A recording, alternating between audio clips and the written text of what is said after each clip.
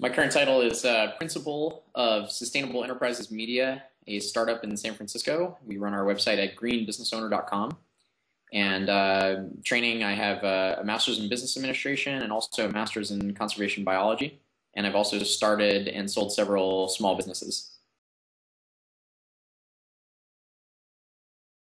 Green business is a business that that performs above and beyond the normal processes that a business might go through, accounting for not just the cost of inputs for its materials, but also accounting for public health, accounting for the commons, and accounting for end-of-life disposal of its products. It's a business that does its business in a sustainable way and looks to create products and services that are sustainable for meeting the needs of today without compromising the needs of the future. An ecopreneur is a word that some people use to describe an entrepreneur who runs a mission-driven company. I got started in this field by jumping in with both feet. I started a business when I was 24 that was mission-driven. I started a landscaping company that ripped out grass and installed organic gardens and xeriscaping. I also did maintenance in an eco-friendly way. And I basically, I had very, very little experience with landscaping. I just knew I wanted to do something mission-driven and start a business.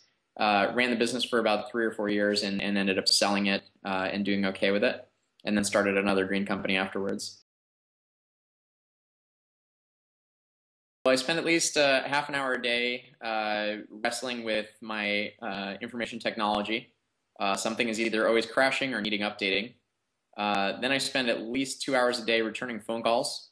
Then I spend at least an hour and a half returning emails. I'm just kidding, but that's on an average day, we try to work with some entrepreneurs who are in the green space or looking to get into the green space and help get them into a position where they have the knowledge and the assets and the tools that they need to make smart decisions about sustainability and about their bottom line. And we help try and provide them with strategy and direction for those decisions. One is discipline. Discipline is a huge key. It's been shown in many studies to show that if you are disciplined in your approach, you have consistent effort, you will produce results. So I always say that discipline is number one.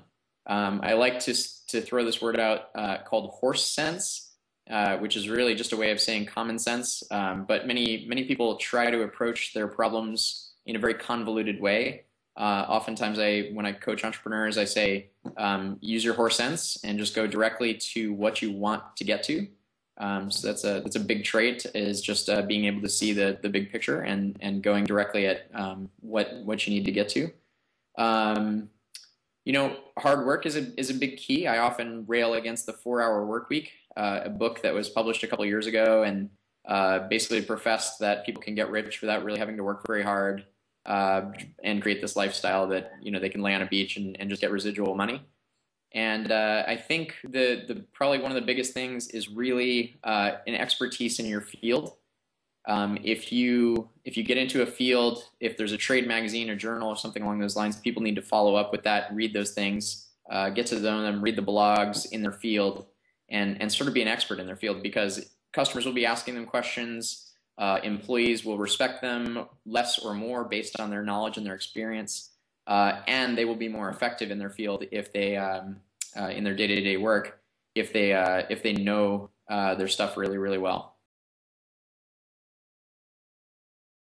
One of the biggest challenges I think an entrepreneur faces is the feeling of sort of having to wear every hat in your company, and sort of just feeling like there's no one who can help you with a variety of things.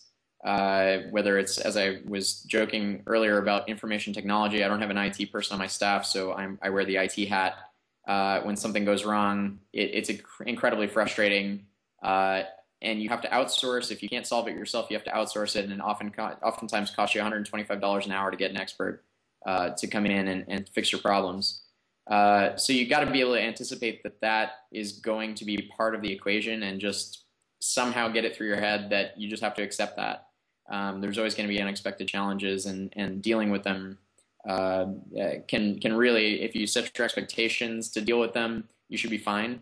But if you set your expectations that nothing's ever going to go wrong and the 4-hour work week is just going to magically appear, then you're setting yourself up for failure. It can really help save a lot of money. People are really realizing that energy, water, waste, paper, all these things are sort of extra costs that they don't have to bear in their company. If they can figure out ways of doing things more sustainably, they can cut those costs.